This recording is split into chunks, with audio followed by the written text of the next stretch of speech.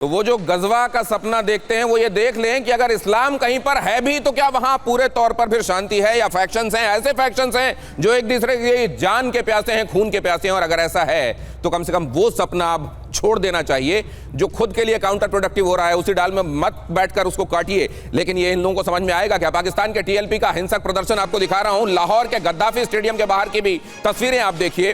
TLP के लोगों ने किया पथराव, टीएलपी के विरोध प्रदर्शन का वीडियो कुछ ही देर पहले की तस्वीरें आपके सामने रख रहा हूं, देखिए। अब वो जो कहा जा रहा था ये रिबाउंड करेगा, जिस तरीके से गोलीबारी की गई है लोग शांत हो जाएंगे, और खासतौर से जब निहत्थों को, आम लोगों को भी टीएलपी का बताकर उनके ऊपर गोलियां चला दी गई हैं तो रिबाउंड नहीं करेगा, ऐसा नहीं था। और इसीलिए लाहौर में आप ये देख रहे हैं जो ये हो रहा है, ये कितना उग्र हो सकता है या इसको कितनी जल्दी दबा दिया जाएगा? मेजर साहब देखिए, ये इसको दबा देंगे, पूरी जान लगा के इस चीज को ये लोग दबा देंगे। और ये देखिए, सबसे पहली बात, क्यों प्रेशर आएगा सरकार के ऊपर? क्योंकि मीडिया दिखाएगी सच। ये जो भी इमेजेस आपकी हैं ये पाकिस्तान टेलीविजन की नहीं है, ये किसी ने इंटरनेट पे अपनी खींच के डाली है, ये किसी ने मोबाइल फोन से खींची है वीडियोस, ये पाकिस्तानी टेलीविजन पे नहीं दिखा रहे। यही लोग बोलेंगे कि ये लोग गंदे थे। मैं बता रहा हूं जो फोटो खींच रहा है, क्योंकि ऐसे ही पाकिस्तानियों ने ऑपरेशन सिंदूर में फोटो खींची थी। मस्जिद सुभान अल्लाह के डोम पे जो गिरा था ब्रह्मोस, उन्हीं ने फोटो खींच के डाली इंटरनेट पे, उन्हीं ने बताया कि देखो इंडिया ने अटैक कर दिया। वही लोग 4 दिन के बाद कह रहे हैं कि हम जीत गए। दिमागी हालत ना, दिमागी हालत, जहनियत बीमार है। ये देखिए यहीं पे होने वाला है दिनेश। अब ये लोग जो फोटो खींच रहे हैं यही लोग बोलेंगे नहीं कुछ हुआ ही नहीं, कुछ नहीं हुआ, क्योंकि Pakistani TV, Pakistani main stream media सब कुछ ब्लैकआउट कर देगा। लेकिन जनता क्या कहती है, आवाम क्या कहती है, और क्या अब इनको और बर्दाश्त करने के मूड में है? उसको आसपास कैसा लग रहा है? पाकिस्तान कितना लिवेबल लग रहा है? वो लोग जो ये कहते थे कि हम अपनी कौम को अलग जमीन, अलग देश देंगे, उसके बाद हमारी दुनिया और हमारा पूरा रास्ता एकदम स्मूथ हो जाए। मेजर आ रही है, रियलाइज तो कर रही है वहां की जनता, लेकिन ये वैसा क्यों नहीं है जैसा हम उभार देखते हैं कहीं नेपाल में, कहीं बांग्लादेश में? उस तरीका का उभार क्यों नहीं है? देखिए, यहां पे क्या है कि इन लोगों को बचपन से बताया गया है कि बगल में हिंदू है खा जाएगा। इनको हर समय डरा के रखा गया, और डरी हुई कौम जो है कभी ऊपर नहीं उठती। आपने देखा 4 बार मार्शल लॉ हुआ पाकिस्तान में, एक खून का कतरा नहीं बहा, क्योंकि सड़क पे आते ही नहीं है। ये सड़क पे तब आते हैं जब इनकी फौज, ये जो टीएलपी है, सर ने बिल्कुल ठीक बात बताई, ये जो तहरीक लब्बैक पाकिस्तान है किसने मैन्युफैक्चर कराए? इसके जो फादर थे खादिम हुसैन रिजवी, साद रिजवी के फादर, जो अब इस दुनिया में नहीं रहे, he was a puppet of the ISI। जब इमरान खान के खिलाफ छोड़ना, उसके खिलाफ छोड़ दिया, नवाज शरीफ के खिलाफ छोड़ना, उसके खिलाफ छोड़ दिया, ये सब फौज के एक किस्म से प्रॉक्सीज हैं, और पाकिस्तानी फौज इनका इस्तेमाल करती है लगातार। अब यहां पे ये हुआ है कि जब इन्होंने थोड़ा सा अपना पॉइंट ऑफ व्यू बताने की कोशिश करी कि साहब ये क्या हो गया है गाजा पीस प्लान में, वहां पे तो हमास वाले नहीं बैठे, वहां पे तो फिलिस्तीनी नहीं बैठे, तो वहां पे जिसने लंच करा था आसिम मुनीर ने, और जो लंच के बाहर खड़ा हुआ था कमरे के शहबाज शरीफ, दोनों ने बोला उसका मुंह बंद करवाओ, जो गोरा मालिक है, गोरा साहब है, उसको जवाब देना है हमको। इतना ज्यादा ये इस तरीके का बर्दाश्त करना, ये इतनी बड़ी एट्रॉसिटी को इतने लंबे वक्त बर्दाश्त करना, ये वहां की आवाम के ऊपर भी और वहां की जहनियत पर भी सवाल उठाता है। और तालिबान से तनाव पर पाकिस्तान को झटका, जरा अगली खबर देखिए। ईरान का भी पाकिस्तान को समर्थन नहीं, सऊदी अरब और UAE ने भी नहीं दिया पाकिस्तान को समर्थन। तालिबान पाकिस्तान से संयम बरतने की अपील की जा रही है, लेकिन पाकिस्तान की तरफ से कोई नहीं कह रहा है कि तालिबान जो कर रहा है गलत कर रहा है, उसको रुकना चाहिए। दोनों को पार्टी मानते हुए शांति की अपील की जा रही है। तालिबान से तनाव पर फेवर की आस में था पाकिस्तान, लेकिन ऐसा हुआ नहीं।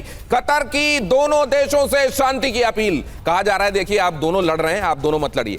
पाकिस्तान को तो ये उम्मीद थी कि सऊदी अरब जिसके साथ करार किया गया था कि तुम पर हमला हम पर हमला माना जाएगा, यही बात मेजर गौरव आर्य कह रहे थे कि वो संधि गई कहां, इतनी जल्दी उस संधि का धुआं क्यों उड़ गया? बहल साहब, वो संधि वो क्या आगे किसी तारीख से वजूद में तो नहीं आने वाली थी? देखिए, दोनों मुस्लिम देश है, और जब उन्होंने एक साथ पे संधि की थी, सऊदी अरेबिया ने की थी, दोनों सुन्नी मुस्लिम है, और साथ में पाकिस्तान ने की थी, तो सऊदी अरेबिया के पास क्या फोर्सेस है? 75,000 के करीब भी नहीं है उनकी आर्मी, और साथ में उनके पास जो भी सिस्टम्स है, वेपन सिस्टम्स है, सारे के सारे तो वेस्टर्न है, और जो पाकिस्तान के पास है 81% तो चीनी है, तो वो क्या देंगे? और दूसरी बड़ी बात जो बहुत अहम बात आ जाती है कि सऊदी अरेबिया ने कहा था इनके के साथ कि अगर हम पे हमला होता है तो इसका मतलब है कि पाकिस्तान पे हुआ, और अगर पाकिस्तान पे होता है तो हम सोचेंगे हमारे पे हुआ। क्या हुआ उसका? कोई भी सपोर्ट नहीं है। वो तो कह रहे हैं दोनों मुस्लिम देशों, आप लोग भी, आप अपने में संधि करो और ज्यादा बढ़ाओ मत। लेकिन ये चीज दिखाती है कि पाकिस्तान आर्मी जो मर्सनरी आर्मी है वो बिजनेस पे डिपेंड करती है,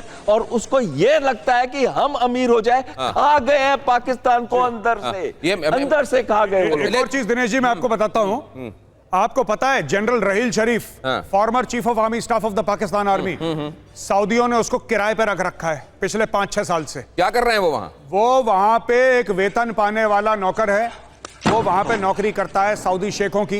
एक एंटी टेररिस्ट अलायंस, ये भी हंसी वाली बात है, एक एंटी टेररिस्ट अलायंस बनाया है जिस एंटी टेररिज्म फोर्स का वो हेड है। जस्ट इमेजिन, एक पाकिस्तानी को एंटी टेररिज्म में लगा रखा। देखिए जनरल बाजवा, नहीं, लेकिन ये जो लतीफा आप सुना रहे हैं, ये ऐसा ही लतीफा मैंने एक रिपोर्ट में भी देखा, जहां पर मैंने ये देखा कि टेररिज्म को लेकर जो एक सूची बनाई गई है, उसमें दूसरे नंबर पर टेररिज्म से परेशान मुल्कों में पाकिस्तान का नाम है।